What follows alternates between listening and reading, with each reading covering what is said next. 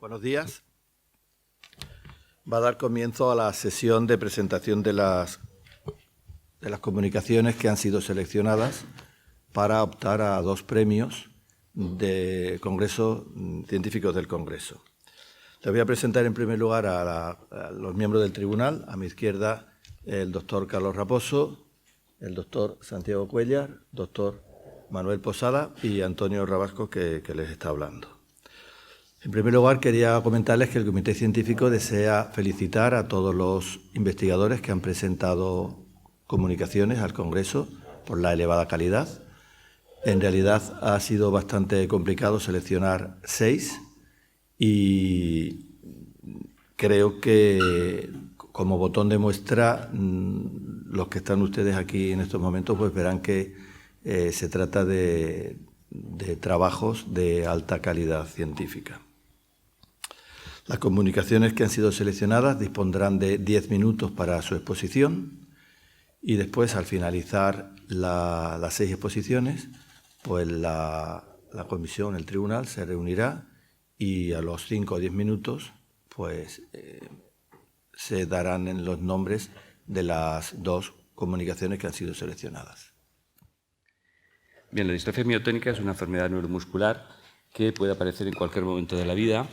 Es característicamente multisistémica, afecta fundamentalmente a todos los órganos y tejidos del cuerpo, pero es característico para los pacientes defectos en la conducción cardíaca que dan lugar a arritmias malignas, miotonía o incapacidad para relajar la musculatura, debilidad muscular que puede desembocar en dificultad respiratoria y es la primera causa de muerte, y disfunción neuropsicológica. Es una enfermedad que tiene su origen en un número variable de tripletes CTG, los cuales están en un número inferior a 50 repeticiones en las personas sanas y mayor de 50, llegando a los centenares o a los miles de repeticiones CTG en los enfermos. Bien, el mecanismo por el que estas repeticiones CTG originan la enfermedad es muy complejo y nuevo en el campo de las enfermedades raras, porque aunque la mutación genética está en DMPK, en realidad a los pacientes no les falta ni les sobra de función del gen DMPK. En su lugar, lo que ocurre es que los transcritos, cuando se copia el gen en su RNA, estos transcritos mutantes se pliegan a la altura, al nivel de las repeticiones CUG en estas estructuras, en estas horquillas aquí dibujadas en azul, las cuales tienen una gran afinidad por otras proteínas que se denominan MBNL, las cuales están codificadas por genes completamente normales. Mientras que muchas aproximaciones terapéuticas han intentado eliminar estos transcritos mutantes que se comportan como un RNA tóxico, nosotros hemos explorado una alternativa que ha sido pionera, consistente en intentar aumentar la expresión de estas proteínas MBNL para compensar el secuestro por las repeticiones. Para ello hemos identificado 2 microRNAs, que son pequeñas moléculas de RNA con una actividad reguladora, las cuales reprimen la expresión de estas proteínas.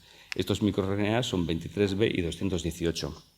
La idea es que si conseguimos una molécula, si diseñamos una molécula complementaria a estos microRNAs, si bloqueamos un represor, conseguimos el efecto complementario, que es aumentar la expresión de las proteínas MBNL.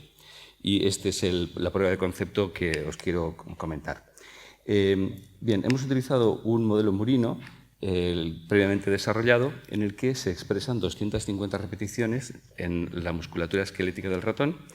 En este ratón modelo de distrofia miotónica hemos inyectado por inyección subcutánea 2 tipos de moléculas antisentido contra los microRNAs, contra cada uno de ellos, contra 23B y 218.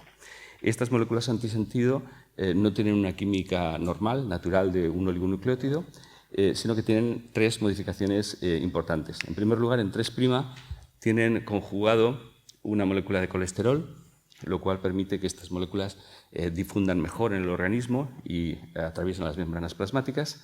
También tienen uniones en los extremos entre los nucleótidos que son fosforotioato en vez de los fosfodiéster convencionales, y también en todas las ribosas de los nucleótidos está modificada la posición del carbono 2' que está metilada para reducir la actividad química del RNA, que es muy inestable, de esta manera es más estable y tiene una vida media más larga en el organismo.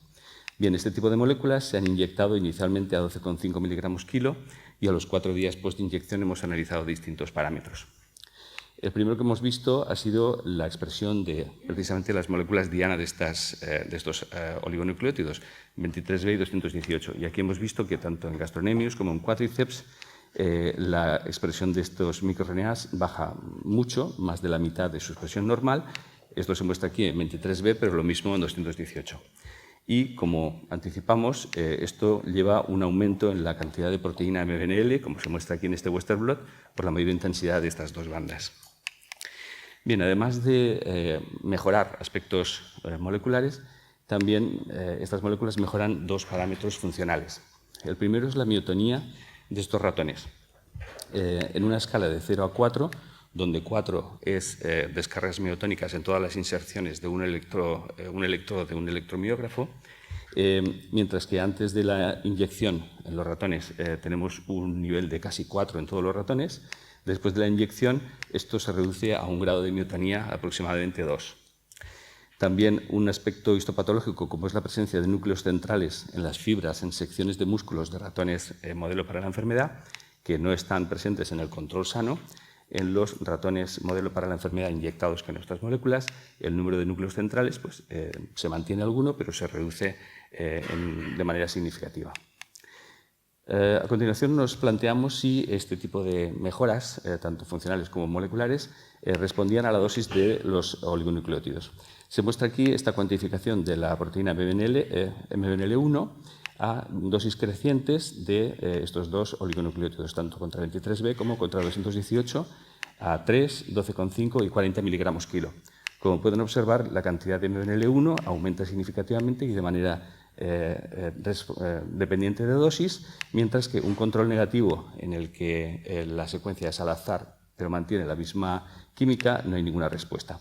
Lo que también es interesante destacar es, además de la respuesta a dosis, que los niveles de expresión de la proteína alcanzan niveles prácticamente normales en un ratón, en este caso la cepa FVB, que es el fondo genético en el que se ha desarrollado el modelo de distrofia miotónica, este modelo de distrofia miotónica. En cuanto a aspectos funcionales, la miotonía también se reduce de manera dependiente de dosis hasta un nivel de aproximadamente 2 en esta escala de miotonía y la fuerza aumenta hasta un nivel normal para estos ratones, mientras que en los ratones enfermos modelo para la enfermedad la fuerza es aproximadamente 0,6 veces la fuerza normal. Por último, hemos estudiado la duración de la actividad de estos oligonucleótidos a 4, 15, 30 y 45 días a 12,5 miligramos kilo. En este caso, hemos mirado los transcritos de MBNL1, las proteínas estamos estudiando ahora mismo cómo evolucionan con el tiempo. A nivel de transcritos solamente vemos un aumento a 4 días. Sin embargo, dos parámetros funcionales, como son la miotonía y la fuerza muscular, mantienen la miotonía, la reducción hasta los 45 días y también el aumento en la fuerza hasta 45 días. Es probable que este aumento, aunque sea puntual, a pocos días de la proteína BNL1, regenera suficiente cantidad de músculo como para que tenga un efecto más duradero. Por último, sin entrar en detalle con aspectos de toxicidad, solamente mencionar que una necrosia visual de estos ratones es normal y solamente vemos un aumento en las células precursoras de neutrófilos que podría indicar un posible efecto proinflamatorio, pero a tiempos cortos, mientras que a 15 y a 30 y a 45 días estos niveles se normalizan. Y también el tamaño, el peso del bazo es normal, lo cual indica que no provocan una respuesta inmunitaria grande, al menos, ¿no? Bien, y con esto, pues, si hay preguntas, termino la exposición. Muy bien, muchas gracias. Bueno, esta exposición realmente yo la modifiqué a lo largo de estos días tras la asistencia a este congreso y ser consciente de que acudían muchísimos enfermos de enfermedades raras y entendí que iba a hacer una exposición más dirigida a ellos y por tanto más divulgativa. Por ello pido disculpas a los miembros de la mesa del tribunal, no va a ser una exposición puramente científica. Está dividida en dos partes, una parte muy concreta que va a tratar de hablar de los trabajos que nosotros realizamos en estas enfermedades raras y otra parte en la que quiero poner en contexto la situación en la que un investigador que dedica su trabajo al estudio de los mecanismos patogénicos de la enfermedad rara se encuentra en una situación también de soledad, por supuesto, entre comillas, no comparable a la de los enfermos.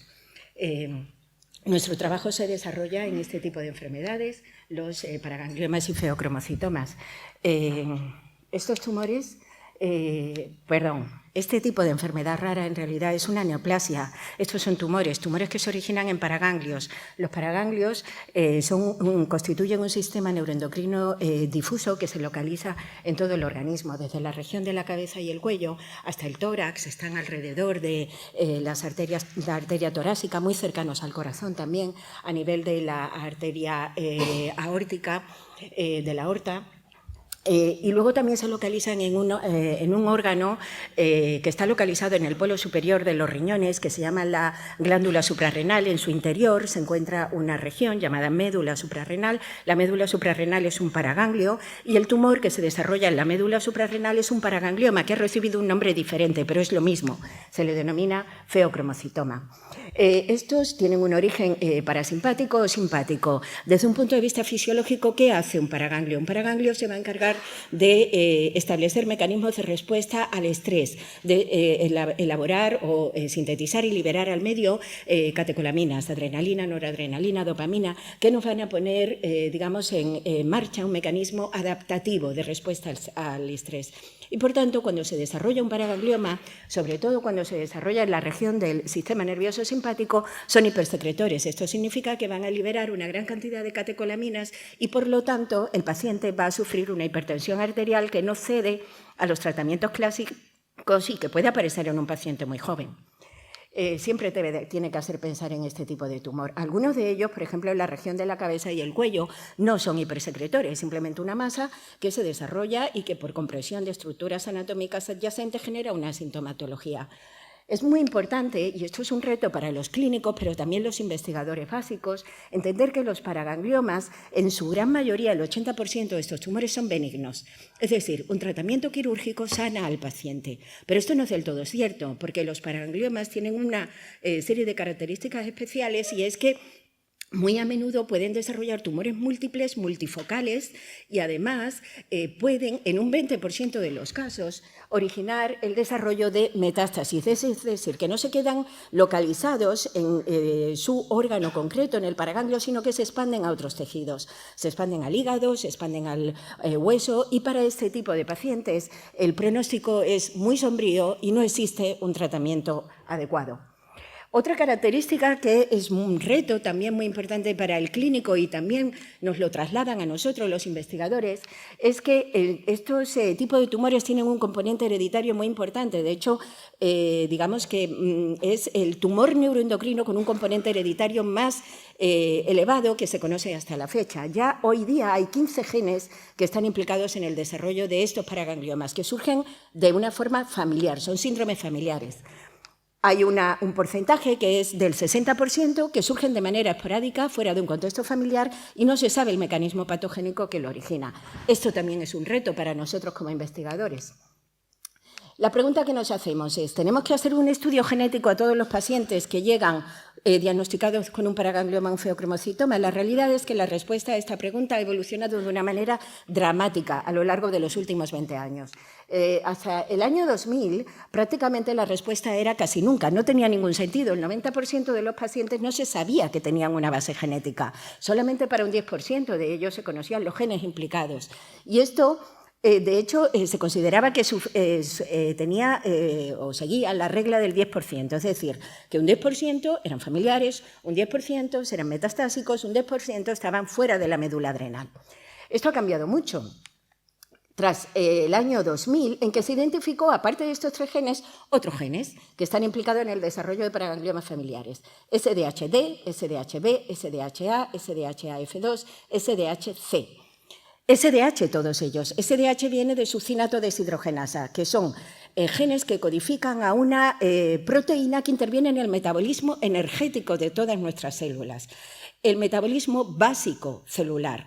Fue un hito en la investigación biomédica porque por vez primera se puso de manifiesto que unos proteínas, unos genes tan importantes que están implicados en nuestro metabolismo pueden tener un papel oncogénico cuando se encuentran mutados. De hecho, los metabolitos que se acumulan como consecuencia de la disfunción de estos genes se le llaman oncometabolitos, porque son metabolitos que pueden dar lugar a un desarrollo de un tumor, de una neoplasia. En el año 2015, con todo este boom de secuenciación masiva, de secuenciación del genoma del cáncer y de los exomas, pues se empezó a observar que no solamente los paragangliomas familiares, sino también aquellos que eran esporádicos, podían tener mutaciones en los mismos genes que daban lugar a la enfermedad familiar, al síndrome familiar. Por lo tanto, ahora el paradigma es que pues a menudo habrá que hacer un diagnóstico genético. En el año 2017 nos encontramos con este panorama. Ahora nosotros conocemos, de momento, y esto seguro que se va a expandir, por lo menos 15 genes que están implicados en el desarrollo de estos tumores. 15 genes. Esto es una barbaridad. Y entonces, ahora el paradigma y lo que se propone es que siempre se haga un estudio genético. ¿Cuál es la...? Perdón. No. ¿Y por qué se va a hacer un estudio genético? ¿Qué beneficio tiene esto para el paciente? Obviamente, cuando es un síndrome familiar, se le puede ofertar un consejo genético. Esto es evidente. Pero es que también, gracias a las investigaciones que se están llevando a cabo, se han establecido determinadas correlaciones entre el trastorno genético y el fenotipo de la enfermedad. Por ejemplo, si un paciente tiene una mutación en este gen, tiene la probabilidad de que el 50% de los casos desarrolle una metástasis, una enfermedad grave con desenlace fatal. Si tiene una mutación en este gen, normalmente habrá que buscar si tiene más paragangliomas, porque suelen ser multifocales.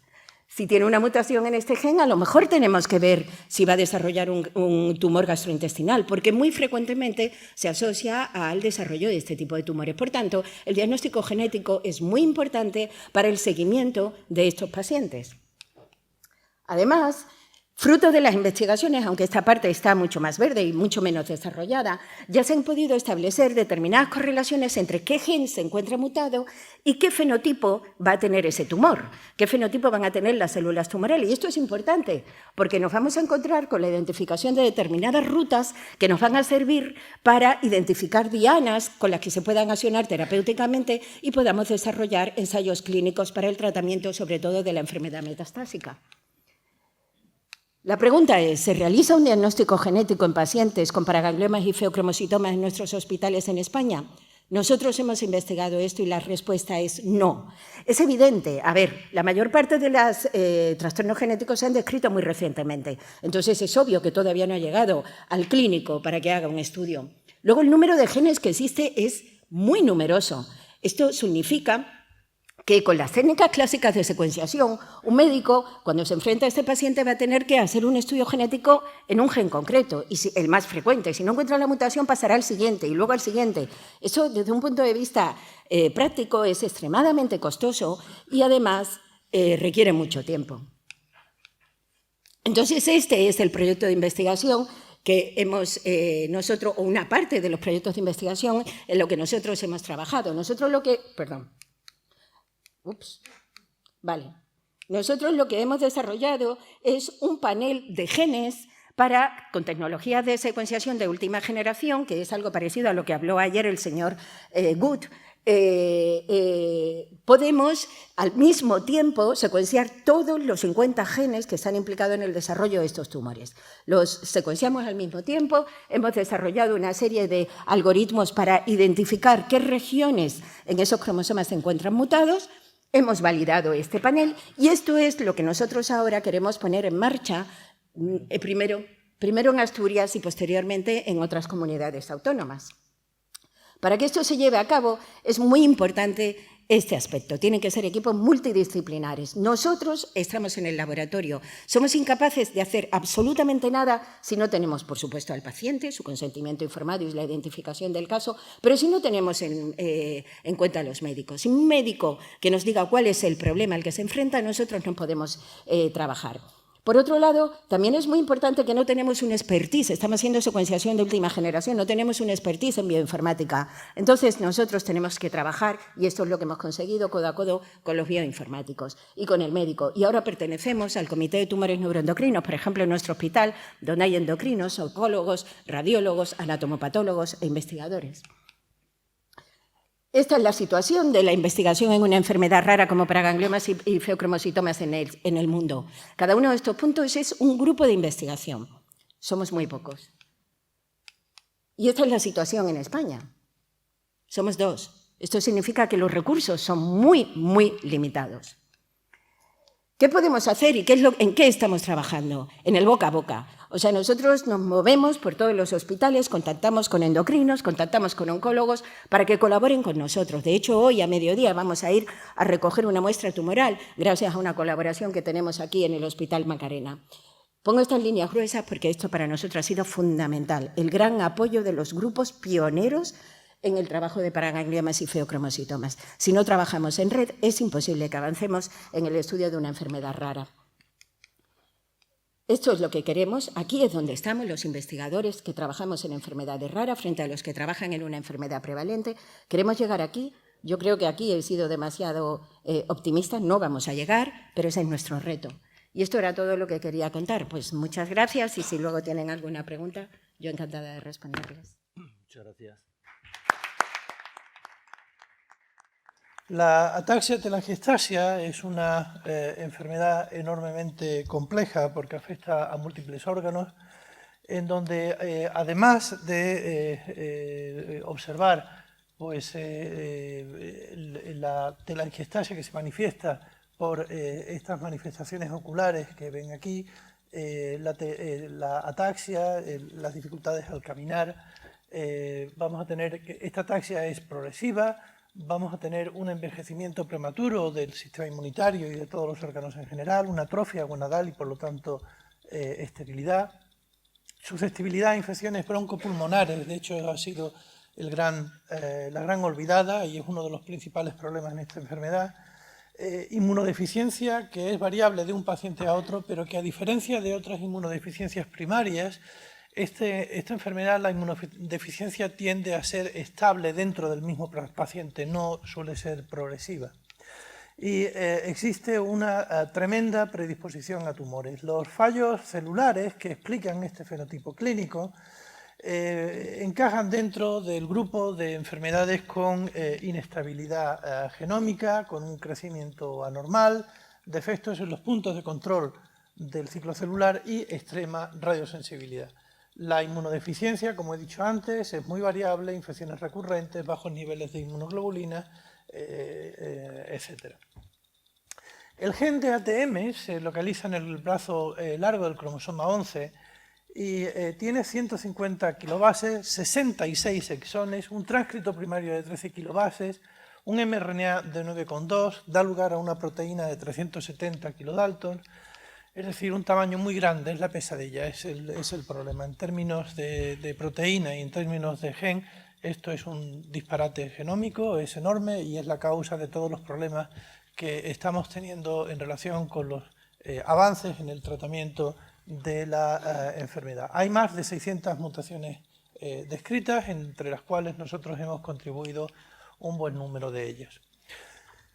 Nuestra aproximación, en tanto que no hay tratamiento para estos pacientes que, como he dicho antes, están confinados en una silla de ruedas a los 10 años de vida y que el pronóstico es sumamente sombrío, pues consiste en una aproximación de terapia génica, que es el procedimiento mediante el cual pues, pretendemos obtener un efecto terapéutico mediante la introducción de un gen sano en un DNA que está mutado. De tal manera que si todos recordamos, pues la secuencia del DNA que se transcribe a RNA, el cual se traduce a proteína responsable última de la función, en un paciente con una patología monogénica, como es este caso, la mutación en el DNA provoca una falta de transcripción en RNA, una falta de transducción, no hay función proteica, por tanto, Y lo que nosotros nos planteamos aquí es si es posible inyectar a este paciente un DNA normal que restaure la función en este individuo. La terapia génica comenzó en los años finales de los años 80 y hasta ahora hay 2.805 ensayos clínicos puestos en marcha, la inmensa mayoría de ellos relativos a el tratamiento del cáncer y aproximadamente unos 320 ensayos clínicos que abordan el tratamiento de enfermedades monogénicas.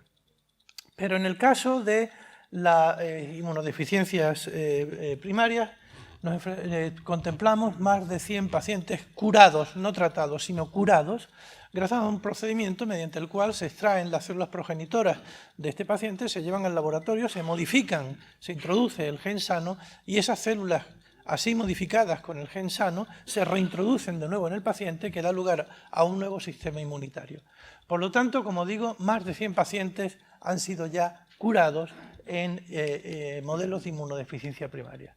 El modelo más habitual de tratamiento consiste en la utilización de vectores retro o lentivirales, es decir, basados en sistemas biológicos de transferencia que aprovechan las cualidades enormemente infectivas que tienen los virus para introducirse en el genoma.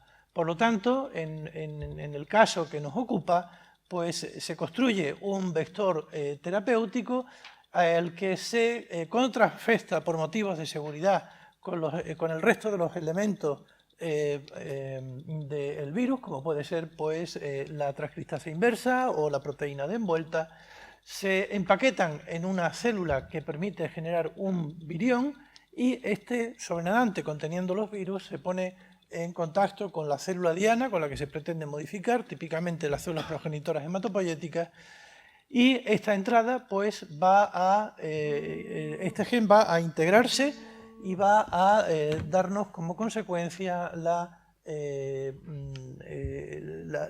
restauración de las funciones celulares. Hay un problema, y es que todo este sistema es estrictamente del tamaño del transgen.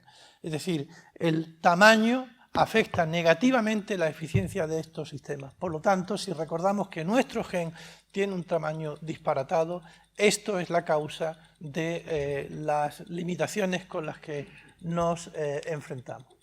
Nosotros hemos, no obstante, abordado este problema y hemos conseguido construir vectores lentivirales que contenían el gen terapéutico, lo acabamos de publicar a finales de noviembre, y en el que no les quiero dar muchos detalles por razones de tiempo, pero sí les quiero señalar que aquí tienen, en este caso, en las células wild type, las células normales, en estos puntos verdes, pues pueden ver la expresión intracelular de ATM fosforilada, que es la proteína funcional. Ven que existen estos puntitos verdes en las células de los individuos normales, que no hay en células de los pacientes, las células no transducidas, untransduced, no hay nada, y cómo estos puntitos verdes, representando la proteína funcional, aparecen en el caso de las células que han sido expuestas a nuestro vector lentiviral. No obstante, a pesar de la restauración de las funciones celulares derivadas de la introducción de un gen ATM sano en una célula de paciente, pues pueden ver aquí en este gráfico que la máxima eficiencia de transducción que obtuvimos estuvo en torno al 20% de las células. Esto es eficaz, pero no lo suficiente. Nos pone en un dilema muy serio, porque tenemos pruebas sólidas de que la terapia génica puede restaurar las funciones celulares y por lo tanto curar a los pacientes, pero debido al tamaño del transgen no es suficientemente eficaz para abordar este problema en un ensayo clínico. Y por ello es por lo que nos hemos embarcado en un sistema completamente innovador que está basado en los transposones. ¿Por qué? Pues porque son vectores que tienen una capacidad de carga teóricamente mayor y que tienen muy buenos elementos de seguridad. Los transposones son vectores que están basados en una peculiaridad del DNA, que es que tiene la capacidad de moverse de un lugar a otro en el genoma. Y para ello, lo que va a ser reconocido, transfectamos aquí nuestro gen terapéutico junto con el transposón, es decir, el que codifica la enzima responsable de esta integración, y como ven aquí se va a producir este bucle, y al final aquí en verde están señaladas dos secuencias que son las que sirven de diana para esta enzima cortar y pegar. Es decir, que el mecanismo por el cual los transposones se integran en el genoma es simplemente mediante un reconocimiento de secuencias específicas y un mecanismo de corta y pega. Pues bien, nosotros hemos conseguido con éxito, mediante una aproximación extraordinariamente compleja de múltiples pasos de subclonaje debido al tamaño del transgen, pero finalmente hemos generado dos modelos de vectores, uno basado en el que contiene nuestro gen terapéutico, ATM, junto con un gen reportero de GFP, la proteína verde, estoy terminando, proteína verde fluorescente, y otro basado en el gen de resistencia. Por tanto, hemos transfectado estos vectores en fibroblastos procedentes de pacientes con ATM, utilizando distintas técnicas y distintas combinaciones para intentar ver cuál era la combinación más apropiada, y lo que hemos visto, aquí pueden ver la expresión del gen reportero GFP en células transfectadas de individuos normales, las WT, wild type, o células procedentes de pacientes con ataxia telangiectasia. Pueden ver aquí cómo la expresión es relativamente eficiente, pero no ha sido significativamente mejor que la que ya teníamos con nuestra anterior aproximación de vectores lentivirales.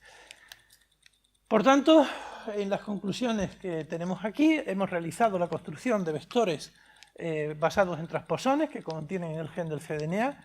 Estos vectores son transfectados con relativa eficiencia, que no sigue siendo sin ser suficientemente alta, y por lo tanto, aunque estamos en una situación en la que podemos rescatar a las células de estos pacientes, todavía nos encontramos en que debemos hacerlo mejor y que tenemos que continuar haciéndolo mejor. Y finalmente quiero agradecer en nuestro trabajo. Las asociaciones de pacientes han sido fundamentales en los últimos años, porque la Asociación Española de Familias de Ataxia Telangiectasia fue absolutamente esencial para permitirnos realizar un estudio molecular de caracterización de pacientes españoles e identificar las mutaciones. Gracias a esta asociación conseguimos reunir más de 30 pacientes, que en el caso de una enfermedad rara pues son muchos pacientes, y nos dieron datos muy interesantes porque pudimos encontrar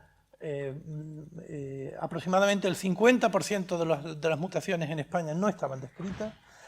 Quiero también dar las gracias especialmente a Action for IT, que es una asociación de pacientes del Reino Unido que nos financió toda la ayuda, todos los estudios relativos con los estudios lentivirales, y finalmente a la Fundación Meuer y el Colegio de Farmacéuticos de Sevilla, que nos dieron la ayuda a Santiago Grisolía, que ha sido especialmente útil en el desarrollo de los trabajos relacionados con los transposones. Muchas gracias. Si tienen alguna pregunta.